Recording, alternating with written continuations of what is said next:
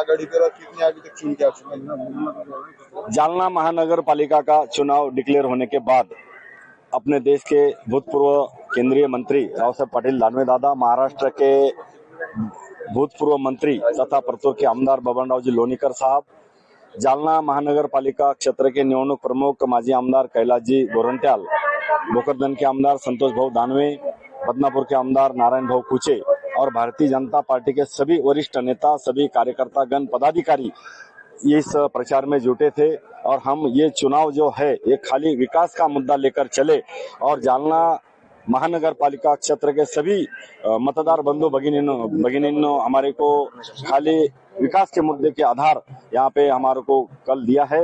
अभी चुनाव क्षेत्र में मत मोजने का काम चालू है। आधे से ज्यादा भारतीय जनता पार्टी के कैंडिडेट अभी आगे चल रहे हैं। कितनी सीटें अपनी भाजपा की लगेंगी आज? भारतीय जनता पार्टी के 35 से 40 सीट भारतीय जनता पार्टी के इस चुनाव में अभी चुने जाएंगे, ऐसा मेरे को ठाम विश्वास है। और भारतीय जनता पार्टी का पहला महापौर भारतीय जनता पार्टी का होगा। अब तक कुल कितने उम्मीदवार भाजपा के चुने जा चुके हैं? अभी तक तो आघाड़ी पर चल रहे हैं सभी, अभी तक कोई डिक्लेरेशन हुआ नहीं, लेकिन आधे घंटे में सभी क्षेत्र में 16 प्रभाग में चुनाव का काउंटिंग चल रहा है। थोड़ी देर में डिक्लेरेशन होगा, फिर मैं बताऊंगा। लेकिन 35 से 40 जगह पे भारतीय जनता पार्टी के कैंडिडेट चुन के आएंगे। Thank you.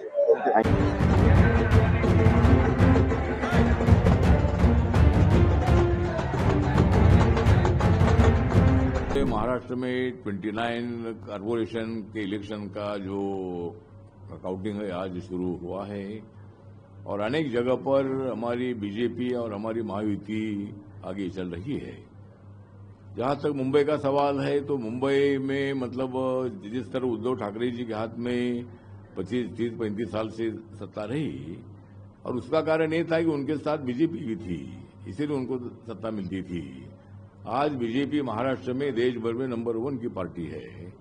और दूसरा ये है कि हमारी जो आरपीआई है, रिपब्लिकन पार्टी ऑफ इंडिया है, ये भी 2012 से मतलब उद्धव ठाकरे जी के साथ रही, इसीलिए उनको सत्ता में मिलती रही। लेकिन अभी बीजेपी और आरपीआई भी उनके साथ नहीं है। लेकिन उद्धव ठाकरे साहब ने मतलब राज ठाकरे को साथ में लिया है, उससे कुछ मराठी एरिया में उनको फायदा दिख रहा है।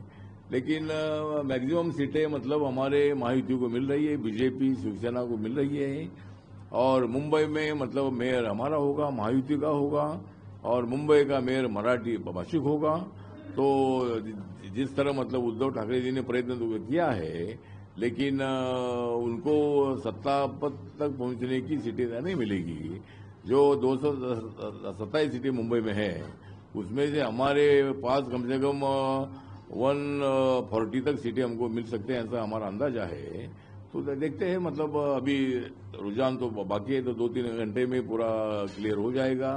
लेकिन मुंबई में क्लियर मेजोरिटी हमको मिलेगी और 29 महानगर पालिका में कम से कम 25-26 जगह पर हमारा मेयर बनेगा, ऐसा हमें पूरा विश्वास है। राहुल गांधी ने एक बार फिर से वोट चोरी एंटी नेशनल वाली बात कही ट्वीट करके, इसलिए आप मुझे लगता है कि राहुल गांधी जी यही बात बार बार बताते हैं, वोट चोरी होगा, वोट चोरी होता है। जब उनको फायदा मिलता है तो वोट नहीं चोरी होता है। लेकिन जब हमको ज्यादा सीटें मिलती है, हम जब सत्ता में आते हैं, तो उनको लगता है कि इन्होंने वोट चोरी किया है। जब लोकसभा में कांग्रेस पार्टी को 99 सीटें मिली और अपोजिशन को 25 सीटें मिली, तब तो हमने आरोप नहीं लगाया कि भाई आपने वोट चोरी किया था, आपने बोगस वोटिंग किया था। हमने यही बताया कि भाई संविधान के मुद्दे पर राहुल गांधी और अपोजिशन ने लोगों को मतलब गलत फहमियों पर डालने का प्रयत्न किया। संविधान बदलेगा, आरक्षण जाएगा, इसी तरह की बातें लोगों को बोल कर मतलब हमारा वोट कम हो गया, जरूर कम हो गया। लेकिन नरेंद्र मोदी जी तीसरे बार अपने देश के प्रधानमंत्री बने हैं, तो राहुल गांधी हर चुनाव में मतलब राहुल गांधी हो या अपोजिशन हो, हर बात पर कोई न कोई तो बातें उल्टी सीधी करते रहते हैं। तो इसीलिए मुझे लगता है कि राहुल गांधी जी के आरोप में बिल्कुल तथ्य नहीं है। वोट कभी चोरी होता नहीं है और वोट चोरी नहीं होना चाहिए। इसके लिए इलेक्शन कमीशन ने भी प्रयत्न करना चाहिए। जो वोटर 2-2 बार 3-3 बार वोटिंग करता है, उसके नाम उधर हटा नहीं चाहिए। दूसरा, जिनका डेथ हुआ है उनके नाम उसमें हटाना चाहिए। बोगस वोटिंग तब होता है जब वो आदमी का जिंदा नहीं है तो भी उनका नाम उसमें होता है, तो कुछ लोग जाकर बोगस वोटिंग करते हैं। लेकिन मुझे लगता है कि आजकल यहाँ जो अपना जो बैलेट पेपर होता है या ना जो हमारी वोटर्स की लिस्ट होती है उसमें हर वोटर्स का फोटो होता है, तो कोई आदमी जाकर वहाँ वोट नहीं कर सकता है। तो इसीलिए वोट चोरी के मुद्दे में तथ्य नहीं है। राहुल गांधी जी बार बार इसी तरह के आरोप करते रहते हैं और ये इनकी राहुल गांधी की हमेशा फिजूल बातें रहती है और लोग उनके ऊपर विश्वास नहीं रखते हैं। सर, कल उद्धव ठाकरे ने जमकर आलोचना की है इलेक्शन कमीशन की वोटिंग के समय हाथ पर शाही लगा मिटने वाली। मुझे लगता है कि जो हमेशा जो पेन से शाही लगाते हैं उसी तरह शाही लगाई थी हर वोटर्स को, लेकिन कुछ लोगों ने ऐसा एक्सपेरिमेंट किया कि भाई उसको दवा लगाकर वो मतलब शाही निकल जाती है। तो इसीलिए अभी इलेक्शन कमीशन ने दिल्ली से निर्णय लिया है कि अभी पेन का यूज नहीं करेगी, लेकिन जो मतलब जो शाही लगाते हैं तो कोई एसिड लगाकर वो निकलता ही है। जिन लोगों ने प्रयोग किया है वो लोग ही चाहते थे शायद कि बोगस वोटिंग करना है, मतलब शाही को निकाल कर उनको मालूम है कि शाही कैसे निकलती है, तो शाही निकाल कर वो लोग ही दोबारा वोटिंग करने की आदत वाले लगते हैं। इसीलिए मुझे लगता है कि इलेक्शन कमीशन ने निर्णय लिया है कि भाई अभी वो पेन यूज नहीं करेगी, लेकिन कोई भी जो कलर होता है कोई एसिड लगाकर वो निकलता ही है।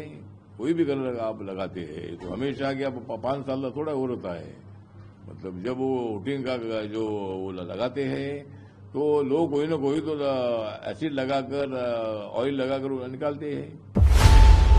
खबरों की रणभूमि में यहां शोर नहीं सोच लड़ती है, जहां शब्द नहीं फैक्ट्स वार करते हैं और हर सवाल खोलता है सच की नई परत।